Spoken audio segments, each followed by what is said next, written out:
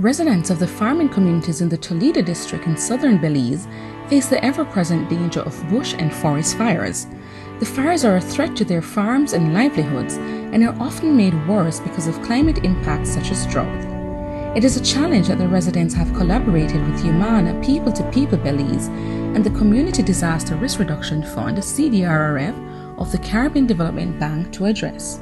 We have this wonderful project with the Community Disaster Risk Reduction Fund, and the whole story, I think, started all the way back in 2014 when we had visitors from CDB and from the fund to help us write this proposal and this project. And in 2017 the agreement was signed and we could start the project. There's three components. The first one is to improve infrastructure and early warning systems in the communities, in 11 communities. The second one is to improve farmers, you can say, respond to doing farming with climate change and all these challenges that follow. So we will use the Farmers Club model for that. And the third component is public education and awareness about climate change. Under the early warning component, residents of Bella Vista and a number of other target communities participated in training on fire prevention and safety procedures. I thought it was a good idea to go into these villages to explain to them what fire can do to their communities. So that's one of the main thing we did with them. We talk about fire, the safety of their homes, and since the trucks and the condition of the roads were a problem, and probably some of these kids haven't seen a fire truck or like a firefighter before. No? You know, I took it up and I asked my supervisor in Belize City to go with them, and that's what I did. The training covered a range of areas. Some of the topics were fire behaviors, fire safety in the home. You should not light matches, lighters, candles, and stuff like that. The Farmers Club started by the project are located in deeply rural areas, and in the event of a fire, the distance a fire truck would travel, in some instances over 100 kilometers, could mean an entire village could be destroyed before help reaches them. To compound the problem, the road conditions leading to these communities are very bad, and this contributes to extensive delays in fire response. Limited number of units is yet another challenge that the fire department faces. Fire safety generally is everybody's business. If we're going to burn, we have to know how to do it.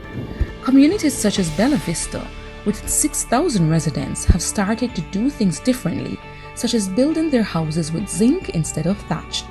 While this is a lesson learned from their experiences with fire from before the project, these are changes that the CDRRF and Humana are happy to see.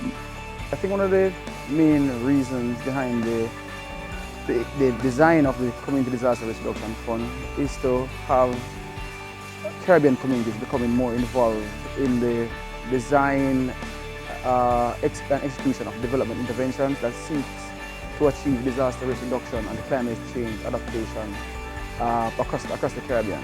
So the main reason for that was to have an intervention that would be more people-friendly, that would be more participatory and inclusive, that would be more people-centered. So not just development partners and agencies, but community persons who are the most vulnerable in our communities can have a say and a voice in the design of interventions that would lead to the achievement of better quality of life and achieving other developmental results in their space. Children were also included in the training, and they were very receptive to the information given by the fire chief. Many had never seen a fire truck before, and so they were quite excited to interact with the chief as well as the unit itself. When going into Bella Vista, you know, they knew little about fires and the hazard the threat to their community now.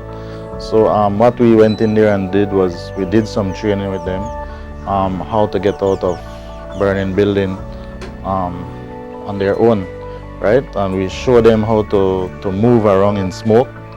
And well, when coming to the wildfires, you know, the wildfires were the one that they were more concerned about since they were in the village like that now. They were very excited to have us in there and to give them safety tips about fire now. What I told them to do is they could chop or make a path of 5 feet or more around their surroundings now, so that the fire only reached to that area of that path that they make. You know, it's our job to go there into the villages or the remote areas and teach these people about fire safety.